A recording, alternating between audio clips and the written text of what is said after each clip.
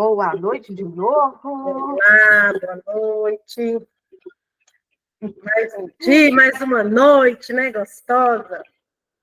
Isso. Então, hoje vamos fazer mais alguns minutos de leitura.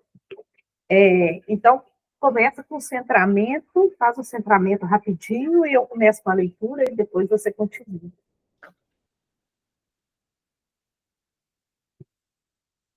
Respirando fundo. Relaxando o corpo. Sentindo toda essa movimentação do ar entrando, percorrendo todo o nosso corpo e saindo.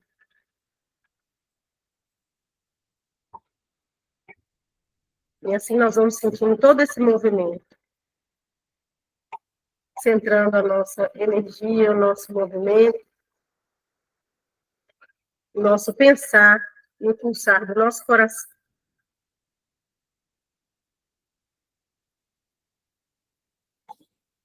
Com essa sensação,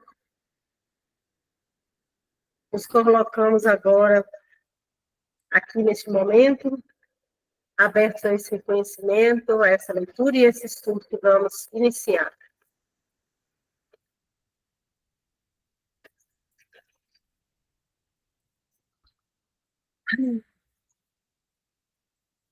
Então, vamos lá hoje. Hoje nós fechamos, né, os 4 compromissos e agora nós já vamos para a parte do caminho para a liberdade. É um novo caminho que você disse no último encontro, que a gente iria iniciar novas em folha. Então, hoje nós já vamos ter dicas de como iniciar esse novo caminho. Então, vamos lá, o caminho tolteca para a liberdade, quebrando velhos compromissos. Todos falam sobre liberdade. Ao redor do mundo, diferentes pessoas, raças e países estão lutando por liberdade. Mas o que é liberdade? Nos Estados Unidos, sempre dizemos que o nosso é um país livre. Mas somos realmente livres? Somos livres para ser quem realmente somos? A resposta é não. Não somos livres. A liberdade está relacionada com o espírito humano. É a liberdade de sermos quem realmente somos. O que nos impede de ser livres? Culpamos o governo, culpamos o tempo, culpamos a religião, culpamos Deus. Quem nos impede de ser livres? Nós nos impedimos. O que realmente significa ser livre? Algumas vezes nos casamos e dizemos que perdemos nossa liberdade. Depois nos divorciamos e ainda não ficamos livres. O que nos impede? Por que não podemos ser nós mesmos? Temos lembranças de muito tempo atrás, quando costumávamos ser livres e amávamos ser livres, mas esquecemos o que a liberdade realmente significa. Se olhamos para uma criança que tem 2 ou 3 anos, talvez 4, estamos em frente a um ser humano livre. Por esse ser humano, e por que esse ser humano é livre? Porque esse ser humano sempre faz o que ele deseja. O ser humano é completamente selvagem, assim como uma flor, uma árvore ou um animal que não foi domesticado, selvagem. E se observarmos os seres humanos que possuem 2 anos de idade, descobrimos que, na maior parte do tempo, esses humanos têm um grande sorriso no rosto e estão se divertindo. Estão explorando o mundo. Eles não têm medo de brincar. Têm medo quando se machucam, quando ficam com fome, quando algumas de suas necessidades não são satisfeitas. Porém, não se preocupam com o passado, não se importam com o futuro e só podem viver no momento presente. Crianças muito pequenas não têm medo de expressar o que sentem. São tão sensíveis ao amor que, se perceberem amor, derretem-se em amor. Não tem medo de amar. Essa é a descrição de um ser humano normal. Assim como as crianças, não estamos com medo do futuro ou envergonhados pelo passado. Nossa tendência normal como seres humanos é apreciar a vida, jogar, explorar, ser feliz e amar. Mas o que aconteceu com o ser humano adulto? Por que somos tão diferentes? Por que não somos selvagens? Do ponto de vista da vítima, podemos dizer que algo triste aconteceu conosco. E do ponto de vista do guerreiro, podemos dizer que o que aconteceu é normal. O que aconteceu é que temos o livro da lei, o grande juiz e a vítima, que governam nossas vidas. Não somos mais livres, porque o juiz, a vítima e o sistema de crenças não nos permitem ser quem realmente somos. Uma vez que nossas mentes foram programadas com tanto lixo, não somos mais felizes. Essa corrente de treinamento de indivíduo para indivíduo, de geração a geração, é perfeitamente normal na sociedade humana. Não é preciso culpar seus pais por ensinar você a ser como eles. Que outra forma poderiam ensinar, além da que conhecem? Fizeram o melhor possível. E se fizeram você sofrer, foi devido à própria domesticação deles, dos medos deles e das próprias crenças. Eles não possuíam controle sobre a programação que recebiam. Portanto, não poderiam ter se comportado de forma diferente. Não há necessidade de culpar seus pais ou qualquer outra pessoa, incluindo você mesmo, por ter o feito sofrer na vida. Mas é tempo de parar com esse sofrimento. Está na hora de libertar-se da tirania do juiz ao trocar a fundação de seus próprios compromissos. É hora de libertar-se do papel de vítima. Sou eu. O seu eu verdadeiro ainda é uma criança que não chegou a crescer. Algumas vezes, essa criança aparece quando você se diverte ou está jogando, escrevendo poesias ou tocando piano, enfim, expressando a si mesmo de alguma forma. Esses são os momentos mais felizes de sua vida, quando o eu verdadeiro sai, quando você não se importa com o passado e não se preocupa com o futuro. Você fica como uma criança.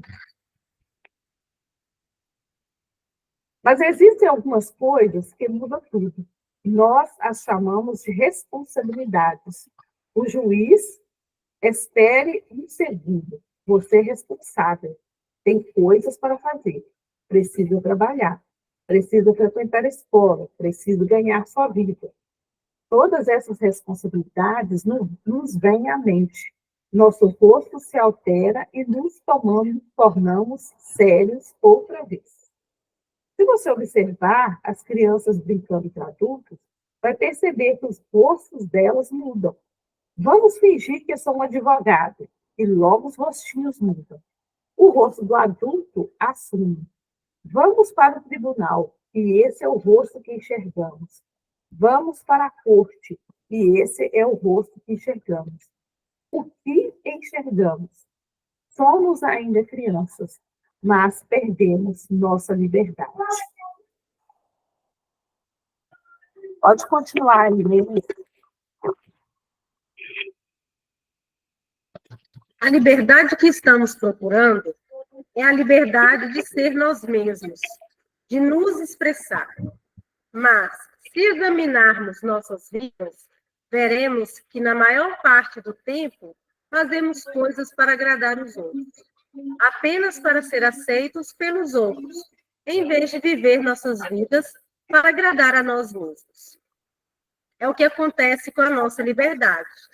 Enxergamos em nossa sociedade e em todas as sociedades ao redor do mundo que para cada 1.000 pessoas, 999.000 estão completamente domesticadas.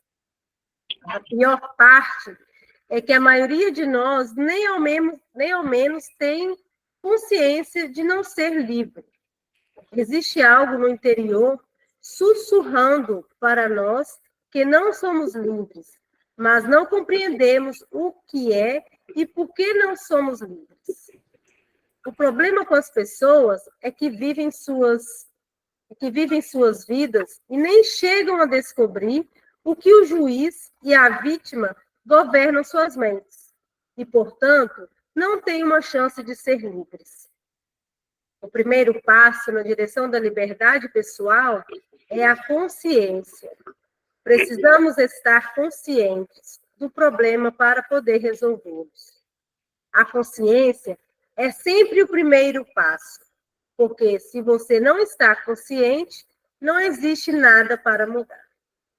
Se você não percebeu que sua mente está cheia de ferimentos e veneno emocional, não pode começar a limpar e curar os ferimentos e continuará sofrendo. Não existe motivo algum para sofrer.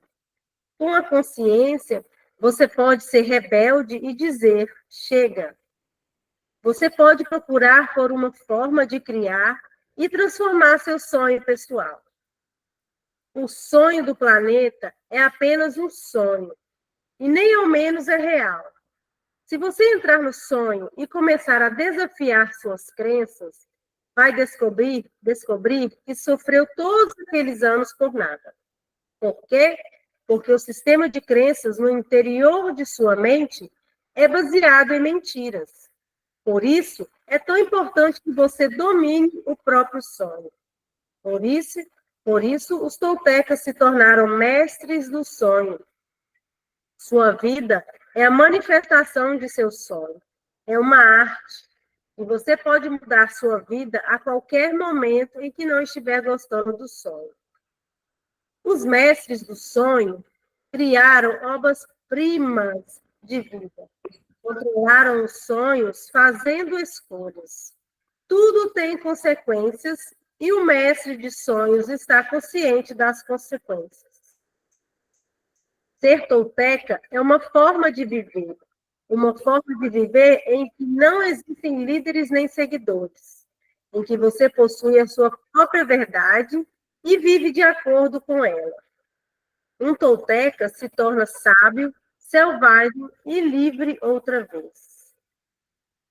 Existem 2 domínios que levam as pessoas a se tornar toltecas.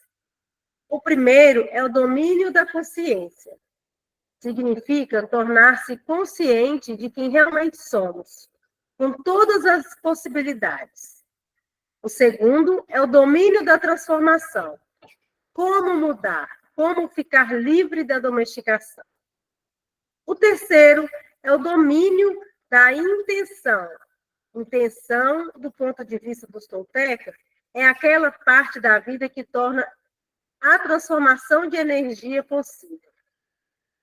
É o ser vivente que, sem esforço, envolve toda a energia, ou que denominamos Deus. É a intenção é a própria vida, é amor incondicional. O domínio da intenção, portanto, é o domínio do amor. Quando conversamos sobre o caminho para a liberdade, descobrimos que eles possuem um verdadeiro mapa para libertar-se da domesticação. Eles comparam o juiz, a vítima e o sistema de crenças a um parasita que invade a mente humana.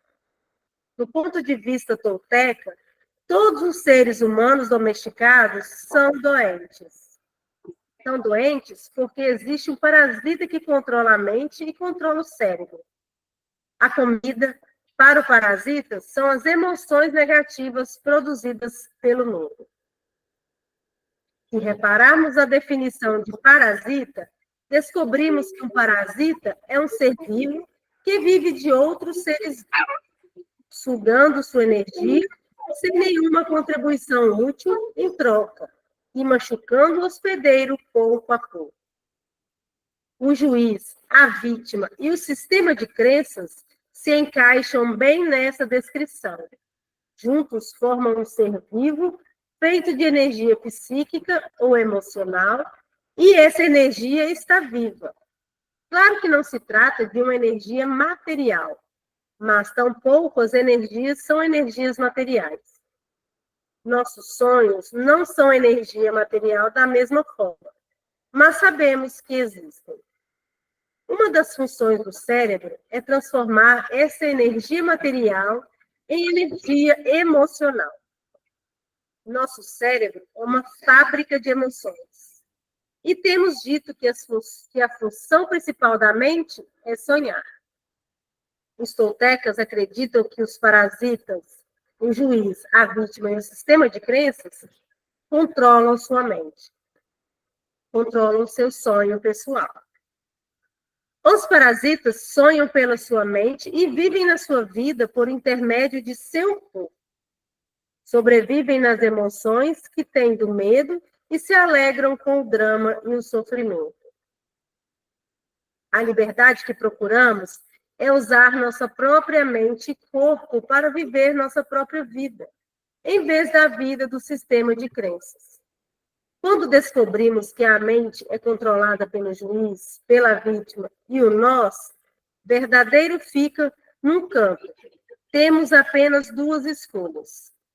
Uma escolha é continuar vivendo da forma que somos, render-se a esse juiz e a essa vítima e continuar vivendo o sonho do planeta.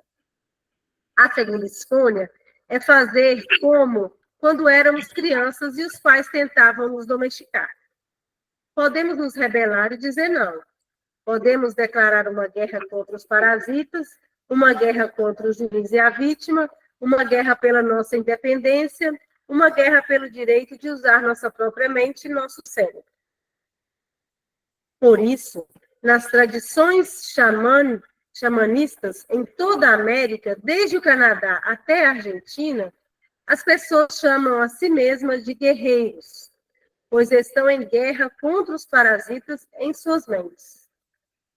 Esse é o real significado de um guerreiro. O guerreiro é o que se rebela contra a invasão dos parasitas. O guerreiro se rebela e declara guerra. Sermos guerreiros, porém, não significa sempre que iremos ganhar a guerra. Podemos ganhar ou podemos perder, mas sempre damos o melhor de nós e temos uma chance de ser livres outra vez.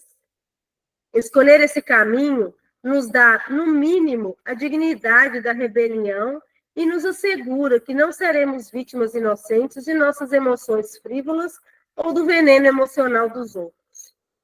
Mesmo se estivermos sucumbido ao inimigo, o parasita, estaremos entre aquelas vítimas que não reagiam.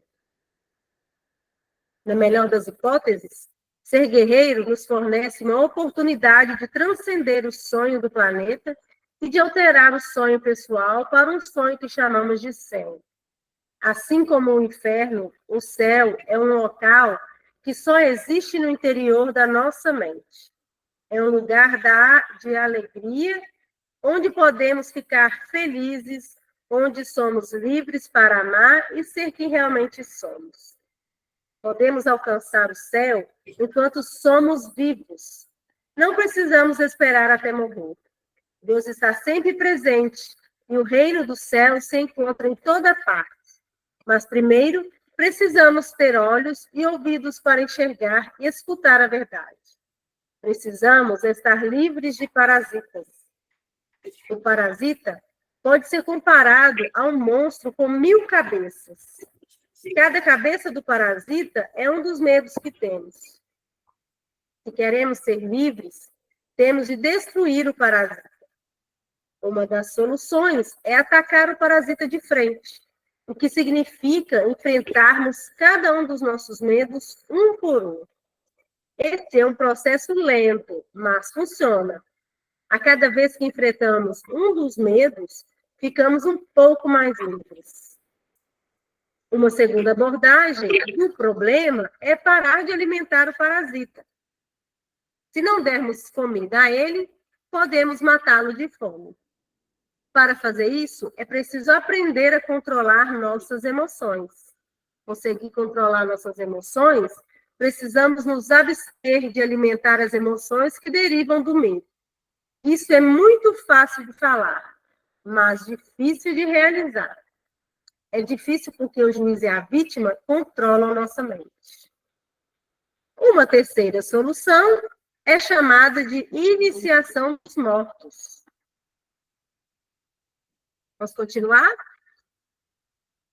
Já está concluído. Termina aí até essa última parte aí. Tá. A iniciação dos mortos é encontrada em muitas escolas esotéricas e tradições ao redor do mundo, como Egito, Índia, na Grécia e nas Américas. Trata-se de uma morte simbólica que mata o parasita sem magoar nosso corpo físico. Quando morremos simbolicamente, o parasita tem de morrer. É uma solução mais rápida do que as primeiras, porém, muito mais difícil de realizar. Precisamos de muita coragem para enfrentar o anjo da morte. Precisamos ser muito fortes. Vamos examinar mais atentamente cada uma dessas soluções. Então, eu acho que até aqui tem muita coisa para ser refletida, né? Nossa, temos mesmo. Aqui a gente viu, né, a questão da pureza da criança, né?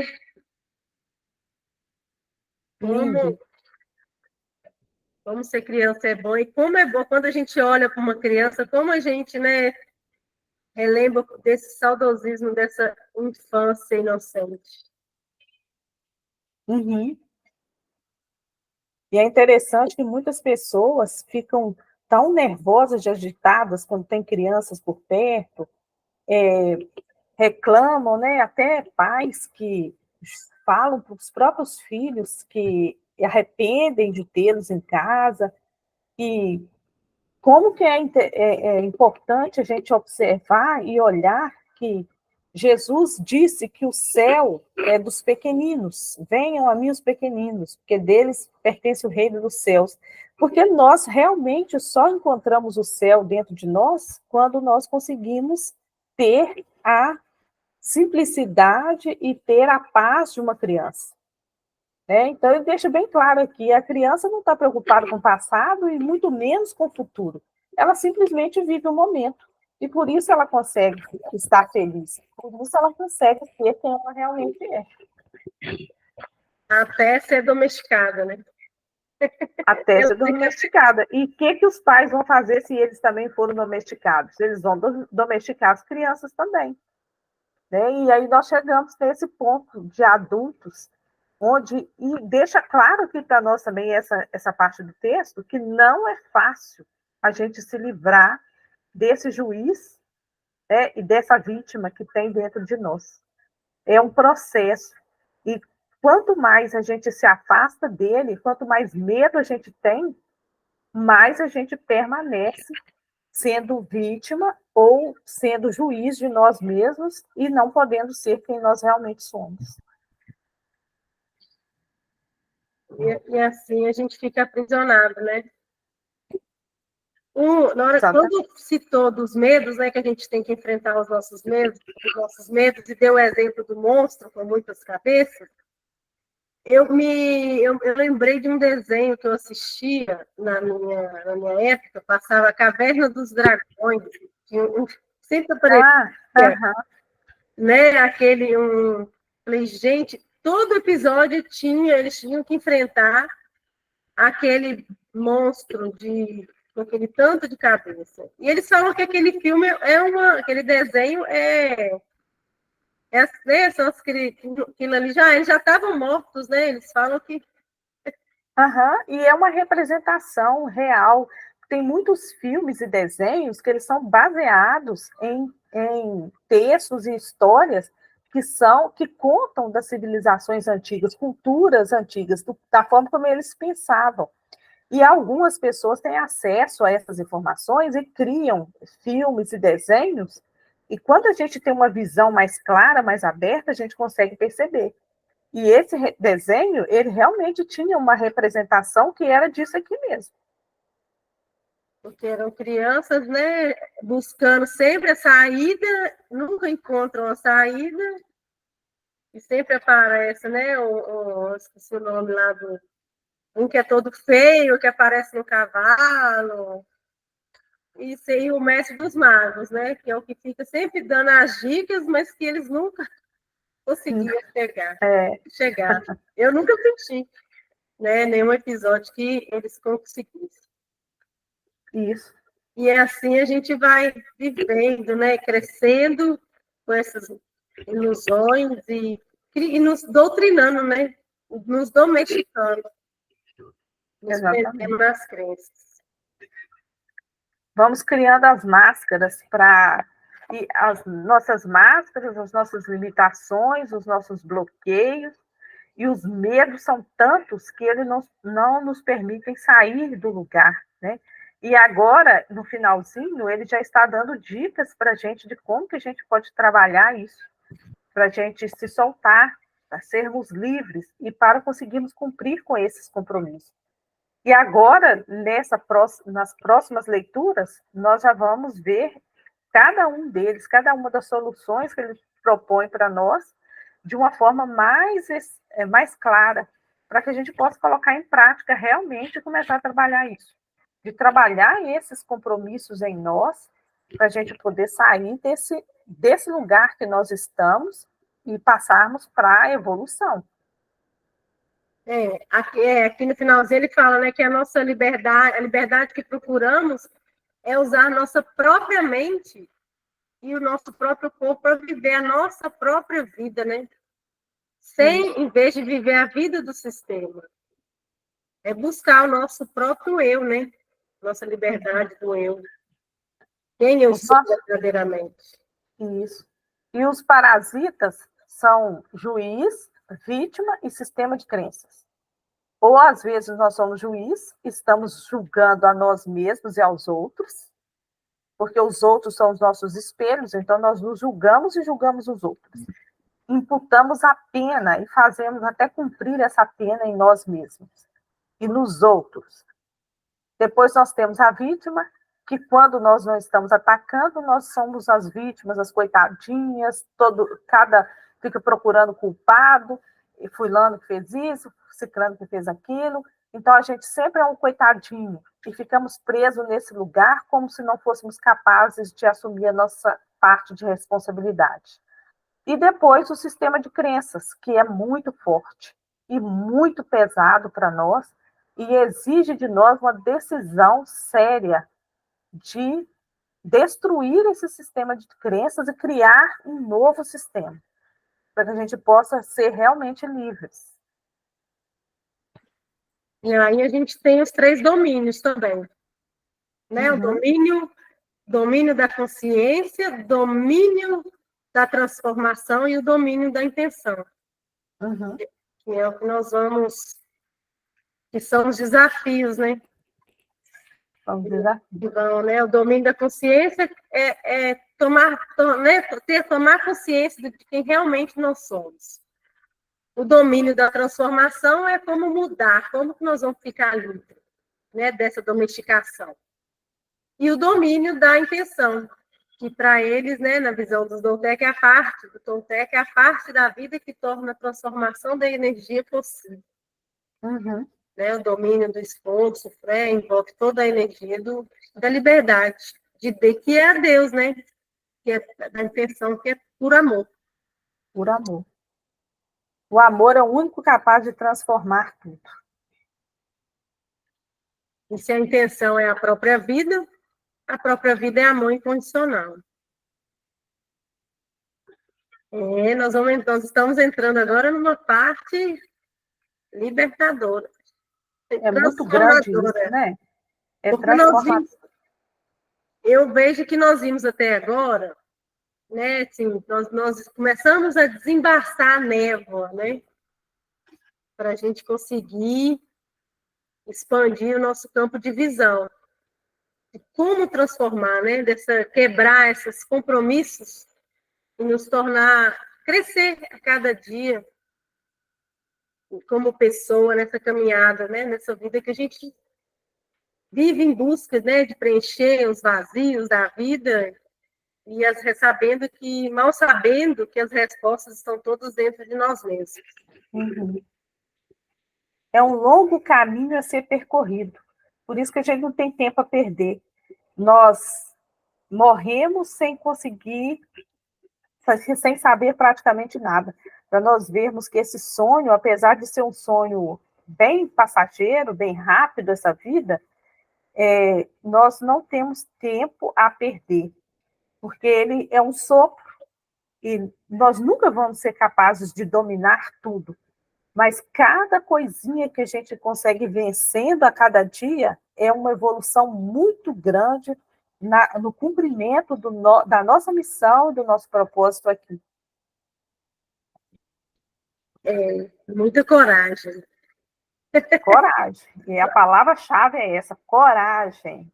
Coragem. Coragem, vamos embora. Porque a primeira sensação que dá numa mudança é que tá tudo errado, né? Uhum. É um julgamento o tempo todo. E aí, cada passo que a gente vai dando, aos poucos a gente vai percebendo que o caminho da gente, só a gente mesmo pode construir. Mesmo que a gente ainda esteja acompanhado, rodeado de pessoas, seguindo na mesma direção, mas esse caminho para a liberdade é individual. É individual, exatamente. Não precisa ser solitário, mas é individual. É um caminho interior que é de cada um. Cada um tem um processo. Para ninguém acontece do mesmo jeito, porque cada um tem um destino diferente, né? Então, a gente respeita o destino de cada um e o que a gente faz aqui, quando estamos juntos, é tentar uma acender a luz da outra. Uma mostrar como acendeu a sua luz e, de repente, essa luz possa ajudar o outro a também enxergar a sua própria luz, porque quem acende a nossa luz somos nós. Esse é um caminho interior mesmo e solitário, às vezes, né? E lidar com isso não é fácil. Mas, igual você mesmo disse, né, Melissa? Isso é um processo que a gente tem que tomar decisão e não é brincadeira, e não é fácil, porque a tendência nossa é sempre desistir, é sempre de cansar, de parar no meio do caminho, de achar que é muita coisa, que a gente não vai dar conta. E realmente é complicado, porque nem todos conseguem chegar, conseguem atingir, justamente por isso. Porque são tantas outras coisas que nos chamam a atenção, são tantas outras coisas que nós colocamos em primeiro lugar, nós priorizamos, que os bloqueios são muitos para que a gente possa desistir dessa caminhada. Mas não é o nosso caso. E quando a gente quando a gente se dispõe, né, e diz um sim com confiança e com a disposição de servir, de seguir, por mais que difícil pareça, no começo, à medida que os passos vão sendo dados, tudo acontece na hora certa e dá tudo certo como tem que ser, né? Sim. É muito bacana ver isso tudo, porque quando fala, né, de magia e tal, a gente imagina assim, né? Igual a gente tem, né? A gente percebe no texto que às vezes fala magia negra, magia branca. A gente leva para um lado fantasioso, né? De ver, achar que são coisas assim, vai sair fumacinha, que tem, e não tem nada disso, né? É o poder da nossa mente.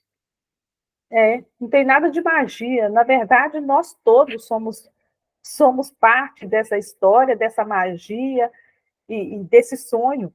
Não tem nada de desenho nisso, não. É real. É muito real. Né? Nossa, muito real. bom. E nós vamos continuar com essa arte da transformação ou vamos deixar o segundo sonho e da segunda atenção para o próximo encontro? Vamos deixar agora a arte da transformação para a gente fazer junto, depois no último encontro, e ver se a gente consegue caminhar mais um pouco aqui. Então, tá, Joia? E aqui a gente fica, então, com esses 3 domínios, né? Domínio da consciência, domínio da transformação e o domínio da intenção. Isso, e vamos trabalhar isso durante essa semana, para que na próxima a gente já esteja mais no controle ainda da nossa própria vida. E ver, né, e medir que às vezes o que parece ser difícil é fácil, o que parece ser fácil pode ser difícil. É difícil. Porque, né, como bem disse isso aí. o texto, falar, né, é fácil, né? A prática, por isso que temos que ir aos poucos. Aos poucos, colocando em prática aos poucos para a gente conseguir. E mudando esse sistema de crenças, porque ao nosso redor não são todas as pessoas que estão fazendo esse processo. Então, a gente tem que lidar com o nosso interior e, ao mesmo tempo, interagir com o nosso exterior, fazendo com que essa transformação atinja as outras pessoas e não se deixar levar pela paralisia dos outros e esconder e paralisar também o nosso conhecimento. Eu não sei se isso acontece com você, mas está sendo assim, incrível.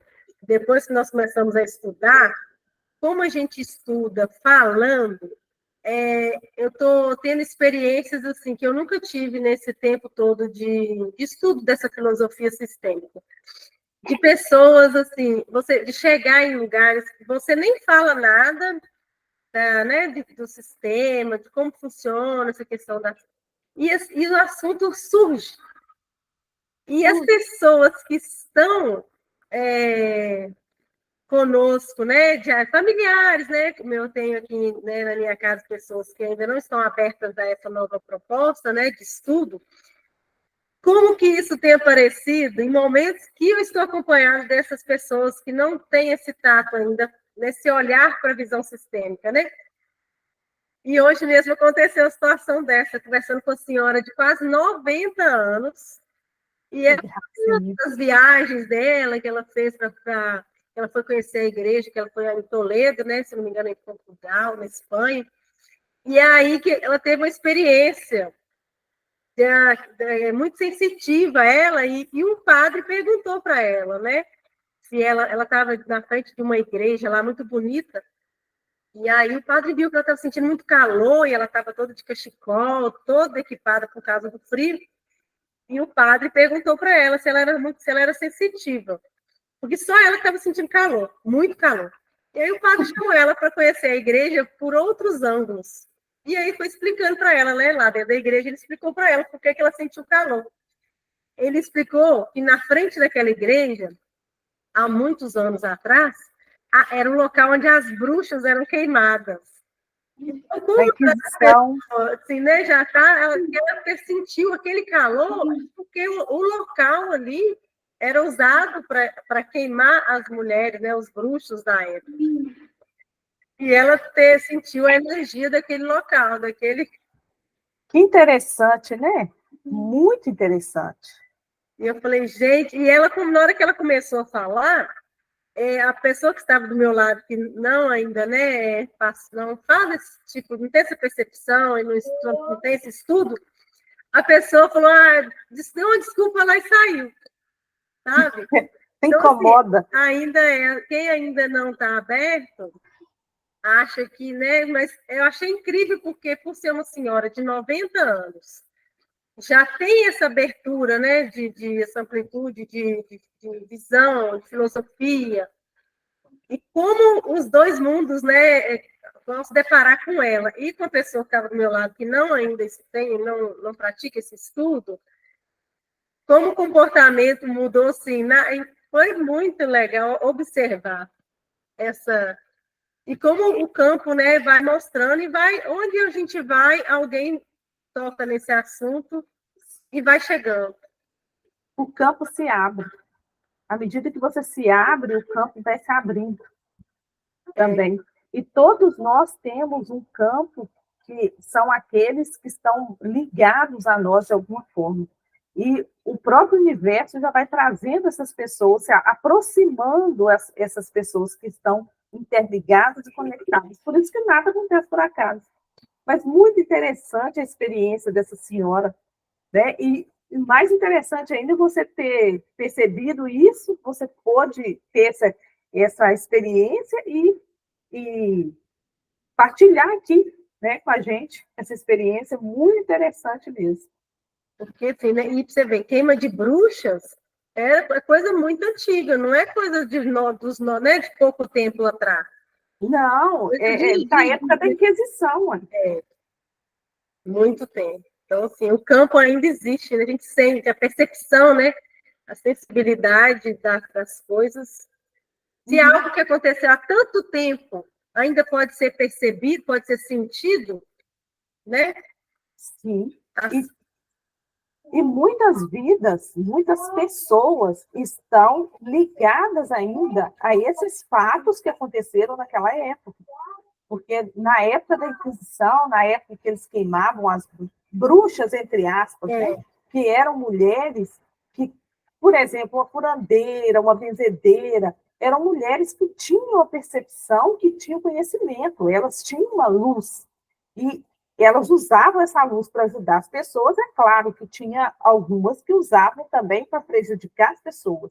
Mas só delas terem esse tipo de conhecimento, elas já eram consideradas bruxas, diferentes, porque elas conseguiam captar essas energias. E então elas eram consideradas bruxas e queimadas vivas por causa disso. Né? Muitas morreram. E essa energia desse sofrimento e dessa dor que aconteceu, ela continua pairando. E muitas pessoas estão ligadas a isso e vivem sofrendo ainda por consequências dessas pessoas que perderam, que foram tão maltratadas, excluídas e tiveram uma morte tão triste como essa. Né? Isso pesa muito. É verdade. Todos nós, né, temos essa conexão, né? Só que uns percebem mais, uns sentem mais, outros menos, né? E a tomada de consciência, isso, a busca desse estudo e a tomada de consciência nos remete a essas memórias, né, que ficam no nosso sistema de crenças, né, e de culturas, né, que são as doutrinas que a gente é criado, né? Uhum. Para nós, às vezes as pessoas ficam meio perdidas e achando que a gente está ficando meio louco de falar dessas coisas. Mas quem já ouviu falar, ou quem tiver oportunidade e puder estudar um pouquinho da física quântica, vai conseguir compreender o que acontece com a nossa energia e o que é o nosso corpo. Né? E por que a gente fica falando de memórias, de coisas que ficam guardadas no nosso DNA e da força do nosso pensamento, da força da mente, desse sistema de crenças em nós.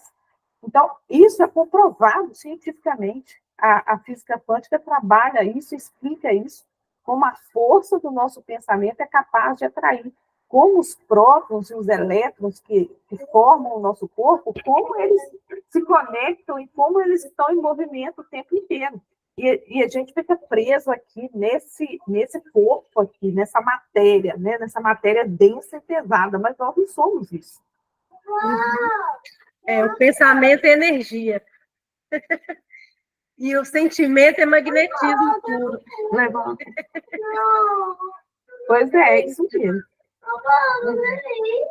Então vamos hoje, né? Hoje deu para começar bem. Isso. Então a gente finaliza hoje. Se Deus quiser, começamos amanhã. Então tá. Até a próxima. Até a próxima. Beijo. Beijo, tchau. Tchau.